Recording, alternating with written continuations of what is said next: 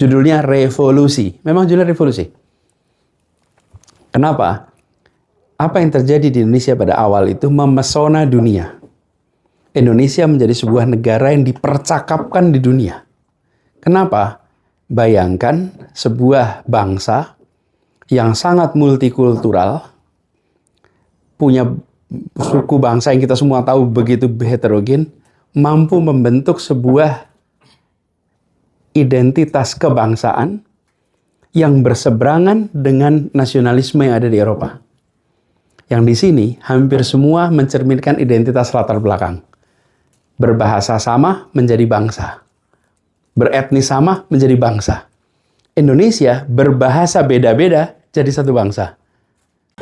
Terima kasih sekali Pak Anies dan rombongan sudah menyempatkan di sela-sela kesibukannya ke UK ya. Sebenarnya untuk diketahui tidak ada rencana dari awal untuk datang ke Cambridge gitu, tapi disempat-sempatkan datang ke Cambridge atas undangan dari kita semua. Jadi sangat mengapresiasi sekali waktu yang sudah disempatkan untuk hadir di sini dan memberikan diskusi ini bagi kami semua Pak. Kami sudah sangat menanti sekali. Bisa lihat antusiasme meskipun ini sesi libur gitu ya, banyak orang Indonesia yang sedang tidak di Cambridge juga, tapi hari ini semuanya sampai selama ini datang ke sini untuk berjumpa dengan Pak Anies. Luar biasa. Boleh kita tepuk tangan dulu untuk semuanya. Jadi di sore hari ini saya diamanahi untuk memoderatori diskusi bertemakan nasionalisme and global citizenship. Kiprah diaspora di luar negeri dalam membawa nama baik Indonesia. Assalamualaikum warahmatullahi wabarakatuh. Selamat dibilang sore tapi kayak malam buat teman-teman semua. Terima kasih undangannya. Kami memang datang ke Inggris ini ke London. Sebenarnya tidak ada acara-acara publik. Ini memang kegiatan private sebetulnya, tapi kemudian tetap aja nggak bisa gitu. Tetap aja nggak bisa. Jadi kemarin kita ngobrol dengan beberapa teman-teman di London, lalu ada kegiatan mengundang di masjid. Sesudah itu bukan hanya terbuka, gegap gempita gitu.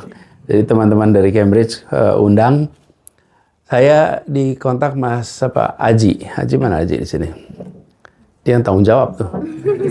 Lagi sholat ya. Lalu, tapi baru bisa malam memberikan konfirmasi. Jadi terima kasih, walaupun kurang dari 20 jam, kita bisa ketemu di sini sama-sama.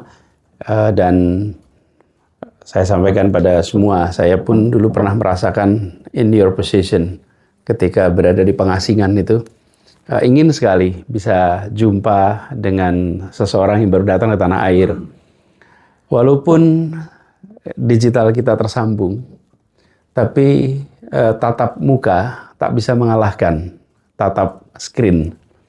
Dan saya sampaikan tadi malam itu ketika Aji bilang, Aji begitu nanti bisa, saya akan usahakan. Dan saya juga ingin ketemu. Karena teman-teman yang berada di sini, teman-teman yang berada di tempat yang jauh dari tanah air, fisiknya. Tapi saya selalu yakin bahwa pesawat terbang itu hanya bisa bawa terbang badan. Pikiran dan hati tidak pernah bisa meninggalkan Indonesia. Dan itu keyakinan yang dari dulu sampai sekarang selalu menemukan pembuktiannya. Termasuk malam hari ini. Jadi senang sekali bisa jumpa. Udaranya dingin, tapi ruangan ini rasanya hangat gitu. Rasanya hangat, dan saya datang di sini tadi bisa dibilang sudah hampir sore. Perjalanan dari London ternyata lebih panjang dari yang diduga. Saya kira Jakarta saja yang macet. Ternyata keluar dari London juga panjang perjalanan. Nah, Pangda tadi sudah bicara panjang lebar tentang itu. Tapi sebelum saya mulai, Pangda, kalau boleh nih, saya ingin tahu siapa yang berada di sini. Who are you? Are you students? Are you non-students? Are you an expat? Are you professionals? Boleh nggak, Pangda, kasih gambaran sedikit? Siapa teman-teman yang berada di sini? Siap, Pak. Jadi Pak Anies, di sini kita beragam. Meskipun didominasi oleh student atau mahasiswa, kita juga memiliki personil di PPI Indonesia in Cambridge ini, dari yang mahasiswa S1, S2, S3, maupun siswa SMA ataupun A-level yang sedang persiapan untuk masuk ke undergrad. Juga kita punya beberapa profesional, ada di sana ada Mas Galih, itu profesional di bidang teknologi dan fisika kuantum ya Mas ya? Semikonduktor betul. Kemudian ada Mas Ali, beliau adalah IT data scientist betul di salah satu perusahaan perbankan berbasis di UK dan Eropa. Kemudian juga banyak mahasiswa MBA di sini Pak dari Indonesia, Master of Business Administration dan mahasiswa PhD juga. Kalau boleh saya tahu, yang ambil master angkat tangan. Oke, yang ambil PhD angkat tangan. Yang sudah profesional bekerja di sini. Oke, yang pengangguran saya nggak tangan. Nah, siapa tahu ada pengangguran juga di sini kan. Oke, so it's okay. Jadi teman-teman semua, tema yang diangkat ini tema yang bisa dibilang tema yang bergaung di masyarakat Indonesia di luar negeri, yang kita biasa sebut istilah diaspora. Dan fenomena diaspora ini menurut saya makin hari akan makin menguat. Kenapa? Karena kita makin menemukan begitu banyak talenta-talenta Indonesia yang meneruskan studi di luar dan memilih untuk kemudian berkarir di luar. Dan kita merasakan bahwa sebagian dari yang berangkat itu beda dengan generasi-generasi sebelumnya. Kalau generasi sebelumnya ada di beberapa negara yang memang membutuhkan lapangan pekerjaan. Jadi kita menemukan migrasi yang besar dalam lapangan pekerjaan. Kita lihat Timur Tengah, kita lihat di Hong Kong, itu adalah teman-teman yang mereka berangkat keluar untuk mencari pekerjaan. Nah, tapi kita juga menemukan gelombang baru, yaitu mereka yang berangkatnya sesungguhnya bukan untuk mencari pekerjaan. Berangkatnya itu untuk melanjutkan belajar, menuntut ilmu, memperluas wawasan dalam ilmu. Nah, tetapi dalam perjalanan itu, kemudian kesempatan-kesempatan terbuka justru di luar. Dan sebagian memutuskan untuk meneruskan, ambil kesempatan itu. Nah, disinilah kemudian kita menyaksikan Indonesia mulai memiliki stok generasi baru yang berada di luar, yang memiliki kompetensi yang tidak kalah dengan orang-orang dari tuan rumah negaranya, ataupun talenta-talenta lain dari bangsa-bangsa lain di Asia. Yang tadi disebut banyak adalah India. Memang kita menyaksikan gelombang keberangkatan India, Filipina, kemudian Taiwan, Tiongkok, itu seperti gelombang awal munculnya diaspora internasional di Asia. Tentu saja Pakistan ada, Bangladesh ada, tapi itu Asia, subkontinental Asia. Nah, di Asia Tenggara, Filipina yang paling progresif di antara yang lain. Mungkin karena bahasa, mungkin karena ketersambungan dengan Amerika. Indonesia baru generasi, sekarang mulai nampak dan mulai kita menyaksikan di berbagai tempat. Jadi saya ingin sampaikan, barangkali jangan terlalu khawatir bahwa kita hari ini belum semenonjol teman-teman dari India. Ya karena kita late starter gitu. Mereka early starter. Tapi saya yakin dalam waktu yang tidak terlalu lama lagi, ini our best brain juga akan muncul di dalam kancah global. Tapi dalam perjalanan itu, kita selalu ketemu dengan pertanyaan sederhana tentang nasionalis nggak sih mereka yang pada berangkat ke luar. Dan selalu ada label, kalau tidak pulang berarti tidak cinta tanah air. Kalaupun tidak dilabelin eksplisit, kita sendiri sering merasa, am I nationalist enough? Gitu. Sehingga saya memutuskan untuk tidak pulang. Saya meneruskan di sini. Nah, ini satu fenomena yang menurut saya kita sebagai bangsa harus banyak belajar. Kenapa harus banyak belajar? Teman, sentimen tidak pulang itu sebagai sesuatu yang negatif ada masanya. Sekarang saya rasa sudah mengalami pergeseran dan perubahan. Kita makin menyadari yang disebut sebagai global. Ini judulnya di sini nih. Global citizenship yang kita sudah mulai merasakan di sini. Dan konektivitas baik itu digital maupun transportasi telah membuat jarak itu tidak lagi seperti dulu. Seorang yang asalnya dari Tangerang, bekerja di Tangerang, lalu mendapatkan pekerjaan di Doha, dengan mendapatkan pekerjaan di Banyuwangi, mungkin masa pulangnya sama. Jarak tempuhnya antara yang bekerja di Banyuwangi dan bekerja di Doha, dengan adanya konektivitas seperti sekarang. Jadi pandangan kita tentang ruang karya itu menjadi sangat luas. Jadi saya membuat beberapa catatan nih terkait dengan ini. Sesudah tadi malam dapat judul ini. Judulnya apa nih? Judulnya nasionalisme dan global citizenship. Jadi saya bikin beberapa catatan. Ini pertama nih. Nasionalisme hari ini itu bukan soal di mana kita tinggal. Tapi nilai apa yang kita bawa kemanapun kita pergi. Jadi, dunia ini sekarang cair.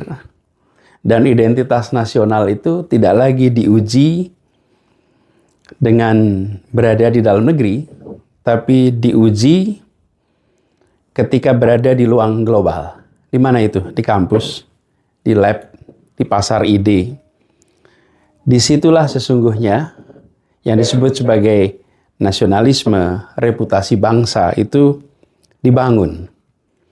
Jadi yang disebut sebagai nasionalisme itu bukan soal slogan, tapi kerja, karya, bermutu, kerja dengan integritas, kerja dengan fairness, itulah yang menjadi cermin nasionalisme kita.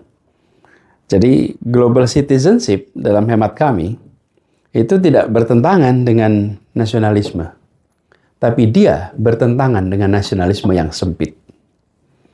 Nasionalisme yang sempit itu butuh musuh untuk kuat. Itu nasionalisme yang rapuh. Nasionalisme rapuh itu membutuhkan persepsi tentang musuh untuk bisa merasa kuat. Sementara nasionalisme, cinta tanah air yang matang, justru percaya diri untuk dialog, percaya diri untuk belajar, terbuka untuk mengakui keunggulan yang lain tanpa merasa kehilangan jati diri. Nah, kita seringkali menyebut kecintaan tanah air, nasionalisme itu dalam artian yang sempit, yang kalau istilah saya itu rapuh. Untuk kuat, kita ciptakan lawan. Kita ciptakan persepsi musuh, sehingga kecintaan tanah air itu dibenturkan untuk dia menjadi kuat. Hari ini, menurut saya kita sudah berubah. Kita harus tunjukkan kecintaan tanah air yang penuh dengan kematangan. Nasionalisme penuh kematangan, itu apa? Nasionalisme yang tidak minder, tapi percaya diri untuk berdialog dengan lintas bangsa. Jadi ini catatan, refleksi terkait dengan bagaimana nasionalisme dan global citizenship. Karena itu, terjemahannya kira-kira, menjadi diaspora itu bukan berarti meninggalkan Indonesia, dalam tanda kutip. Seringkali kita justru melihat cara lain untuk berkontribusi pada Indonesia. Saya sempat membuat rentetan kalau disebut dulu tuh cool tweet, kalau sekarang udah bukan cool tweet lagi sekarang sih. serial tweet pada saat kabur aja dulu. Saya dulu justru pada saat itu boleh cek lagi tuh tweet-tweet lama itu. Mungkin sekitar 15-20 item. Kenapa?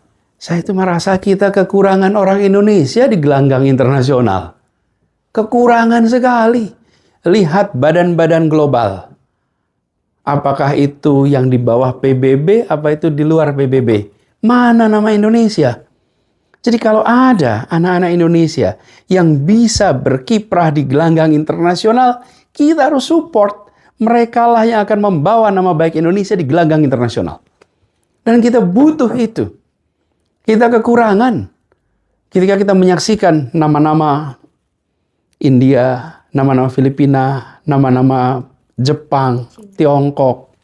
Itu semua kita lihat, wow. punya representatif mereka di sana. How about us? We are underrepresented. Truly underrepresented. Jadi, yang sekarang menjadi teman-teman diaspora itu, menurut saya bukan sekedar berada di luar dan mencari penghidupan, tapi berada di luar untuk membawa nama Indonesia di kancah global yang memiliki persyaratan profesionalisme yang berbeda. Semuanya profesional, tapi level profesionalismenya beda. Seperti sepak bola lah. Sepak bola itu semua profesional. Di Indonesia juga profesional. Yang di sini juga profesional, tapi level profesionalismenya beda. Nah, teman-teman yang hari ini sedang berada di institusi-institusi pendidikan yang memiliki standar profesionalisme yang tinggi, Anda itu sudah berada di dalam, kalau bisa dibilang launching pad, atau Anda berada di dalam runway untuk masuk ke orbit percaturan global. Nah, bagi teman-teman itu saya malah justru mendorong, be there. Karenanya saya sering sampaikan pada teman-teman yang kuliah. Ini nasihat lama sih, bagi yang masih kuliah. Kalau udah selesai, jangan pulang. Koma, cepat-cepat. Titik. Kenapa jangan pulang, koma, cepat-cepat? Ya jangan dulu. Kalau cuma sekedar kuliah lalu pulang, apa bedanya dengan studi jarak jauh hari ini? Justru kita membutuhkan Anda bekerja di sini, membangun jejaring di sini, dan yang lebih jauh lagi, bila Anda bisa berkiprah di dalam institusi-institusi global, maka itulah kebanggaan kita. Dan pada satu saat, pada masanya, teman-teman, kontribusi pada Indonesia itu tetap bisa dilakukan. Walaupun tidak selalu secara fisik pulang ke Indonesia. Tapi saya juga tidak mau membayangkan Anda selalu hanya harus berada di luar. Tidak, di Indonesia juga baik-baik saja. Kita membutuhkan teman-teman di Indonesia menjadi penggerak kemajuan. Tetapi alasannya bukan seperti alasannya Rajiv Gandhi. Rajiv Gandhi pernah ditanya sekitar tahun 80-an, akhir 90-an awal. Pertanyaannya gini. Ditanya wartawan, your country is experiencing a brain drain. So many talented Indians were leaving India.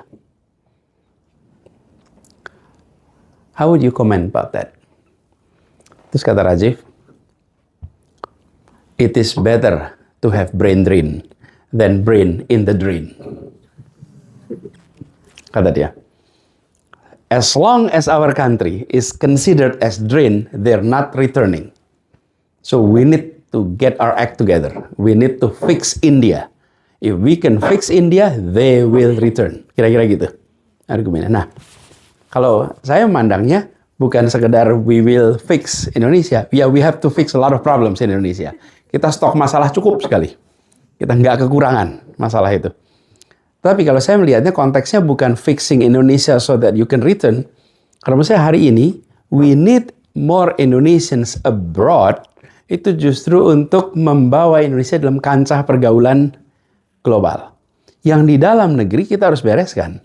Dan kalau kita bereskan, we will attract global talents. Ketika kami mengelola Jakarta, waktu itu kita bicara tentang bagaimana membuat Jakarta itu menjadi kota yang disebut sebagai global city. Apa sih yang disebut sebagai global city? Terus salah satu kriterianya, salah satu, bukan satu-satunya, a global city is a city that attracts global talents. Kalau kota itu memancing global talent untuk datang, maka itu bisa disebut sebagai global city. Apa yang membuat global talent mau datang? Banyak faktor yang ada di situ.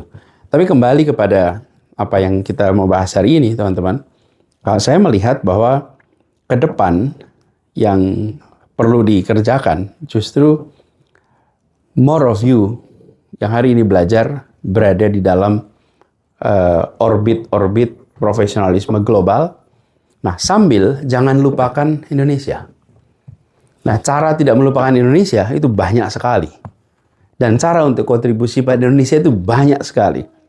Saya bertemu dengan begitu banyak teman-teman diaspora yang badannya sih di luar, tapi karyanya, kiprahnya, kontribusinya pada dalam negeri itu jalan terus.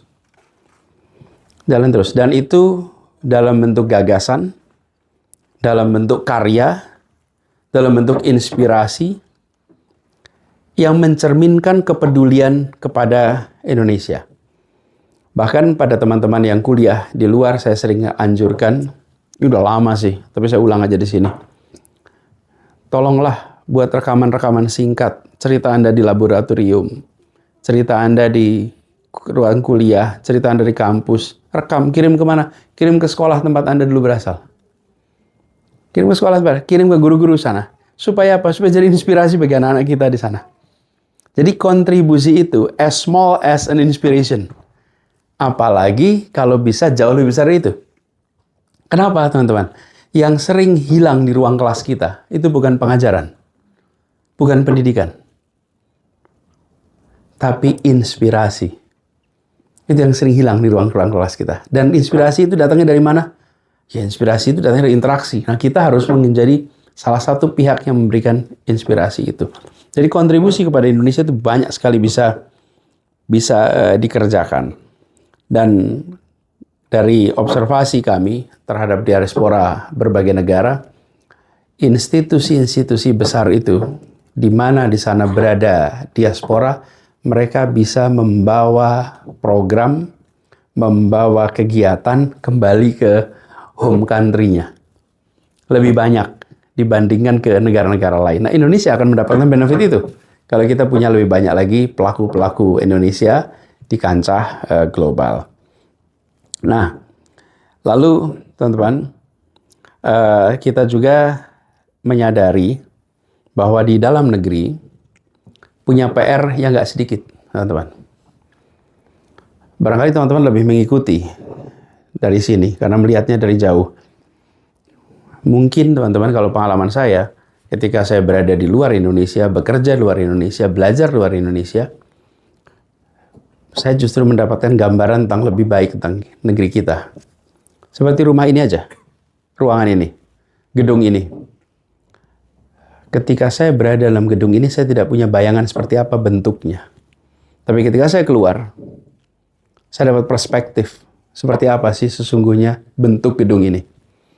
Ketika kita berada di Indonesia, kadang-kadang kita tidak mendapatkan gambaran seperti apa bentuk kita in comparison to others, in comparison to our imagination. Begitu kita keluar, kita dapat kesempatan. Nah, teman-teman, ini membantu untuk kita menyadari hal-hal apa yang sesungguhnya Republik kita butuhkan. PR kita banyak. Kalau bicara tentang pemerintahan, demokrasi kita, PR-nya banyak harus di-upgrade. Perekonomian kita punya ketimpangan yang cukup serius antara pusat pertumbuhan di Jakarta dengan periferi. Itu PR tersendiri. Kemudian kita sampai kepada aspek hukum, aspek legal. Banyak sekali PR-PR itu. Ini PR-PR ini harus kita selesaikan domestik. Dan kita berharap ide, gagasan dari mereka-mereka yang sudah berada di dalam kancah global itu bisa membantu inspirasi buat kita. Kalaupun tidak secara fisik harus kembali ke Indonesia. Jadi, in short teman-teman, saya tidak melihat ada conflicting ideas antara nasionalisme kita dengan global citizenship. Nasionalisme apa? Nasionalisme yang mature, cinta tanah air yang matang. Tapi kalau cinta tanah air yang sempit, ya, karena cinta tanah yang sempit itu membutuhkan gagasan siapa lawan untuk bisa tumbuh, untuk bisa hidup. Tapi cinta tanah air yang mature, dia memiliki aspek kemampuan dan kemauan untuk dialog.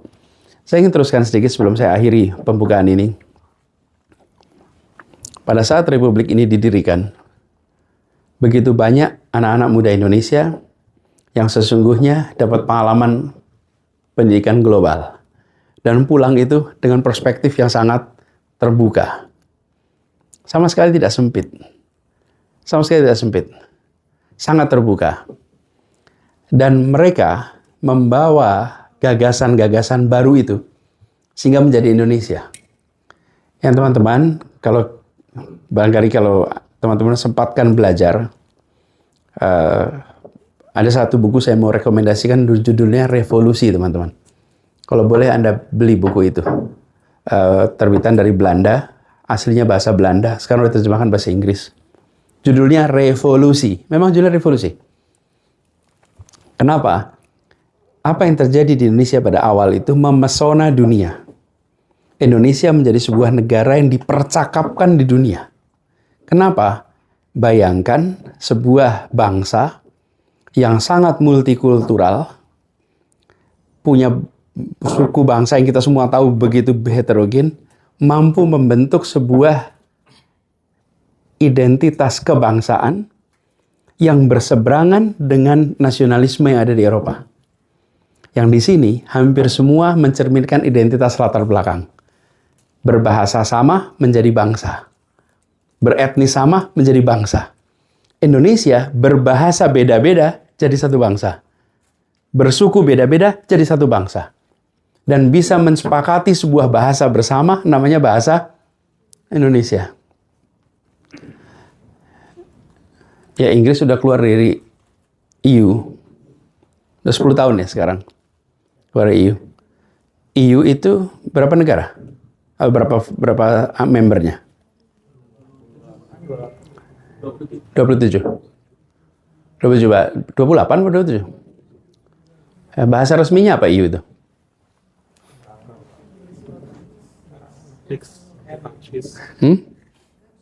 Apa bahasa resminya EU?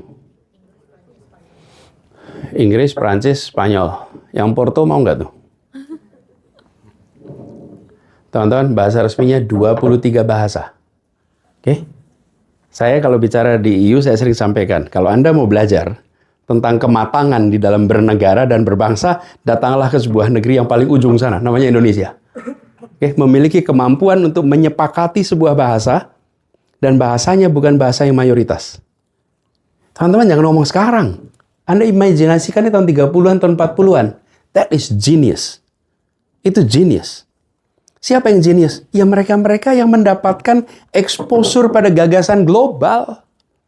Pulang, membawa konsep gagasan global itu, dan kemudian mereka membuat terobosan dalam negeri. Yang menghasilkan sebuah revolusi, yang menghasilkan sebuah perubahan, yang menghasilkan perubahan dahsyat secara domestik. Di Jakarta, tahun 30-an, Pasar Senen itu penuh dengan kursus. Kursus apa? Kursus bahasa Indonesia. Kenapa? Karena untuk menjadi Indonesia, Anda harus bisa bahasa Indonesia. Ya, bayangkan orang Klaten, bayangkan orang Delanggu, bayangkan Bojonegoro. Untuk jadi Indonesia harus gimana? Belajar bahasa Indonesia. Teman-teman, formasi itu hari ini kita lupa. Kita lupa tentang seakan-akan we take it for granted. Ya semua orang bisa bahasa Indonesia. No, ya itu sekarang. Dulu tidak. Siapa yang melakukan itu? Mereka-mereka yang highly educated dan mampu membaca tantangan bangsa, lalu ilmu yang mereka dapatkan digunakan untuk menyelesaikan persoalan itu. Dan apa yang terjadi? Dunia terpesona dengan Indonesia. Asia, Afrika, Amerika Latin, semua merujuk kepada Indonesia. Dunia merujuk kepada kita. Era Indonesia berada di dalam percakapan dunia. Lalu, tokoh-tokoh domestiknya di mana-mana ada. Anda ketemu Agus Salim, bicara 23 bahasa. Gimana coba teman-teman? Datang ke Perancis, bahasa Perancis. Datang ke Jerman, dia bisa Jerman. Datang ke Timur Tengah, dia bisa bahasa Arab dengan diksi yang kosakata lebih banyak daripada orang Arabnya. Dan itu bukan satu orang. Itu berderet, teman-teman. Ini kalau hari ini, namanya global talent gitu. Hari ini namanya global talent. Mereka truly global talent. Yang berderet mereka kemana-mana. Nah, fase itu sayang tidak berkelanjutan, teman-teman. Hari ini saya menyaksikan rasanya kita ketemu generasi baru yang bisa membawa nama Indonesia seperti itu lagi. Kenapa? Karena berada dalam kancah-kancah internasional dengan memiliki kemampuan yang tidak kalah dengan kemampuan yang lain. Jadi poinnya adalah, teman-teman, Anda bukan generasi pertama yang mengalami dilema seperti ini. Dulu juga pernah mengalami. Dan dulu pernah berkiprah. Mudah-mudahan besok kita punya kiprah yang tidak kalah lagi untuk Indonesia ke depannya. Oke, gitu aja dulu sebagai pembukaan. Nanti kita dialog. Terima kasih. Assalamualaikum warahmatullahi wabarakatuh.